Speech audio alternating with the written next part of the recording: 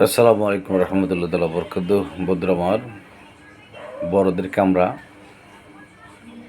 সম্মান করব, তাদেরকে সালাম দেব, ছোটদেরকে স্নেহ করব, ভালোবাসবো এবং আমার আচার আচরণ যেন ভালো হয়, নীতি নির্ধারক চিন্তাভাবনা যেন পরিবর্তনশীল হয়, সেটা আমি যেন চেষ্টা করি এবং সংসার সমাজ আমরা যেন একটা আলোকবর্তিকা হিসাবে এবং সত্য ন্যায়ের পথের একটা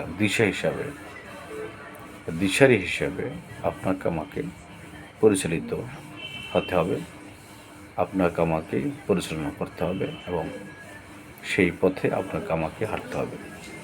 তাহলে আমরা সংসার সমাজ এবং দেশ ভালো কিছু পাবে এবং আমাদের দ্বারা অনেক কিছু সম্ভব হবে ইনশাল্লাহ। সকলে ভালো থাকুন, সুস্থ থাকুন। ধন্যবাদ।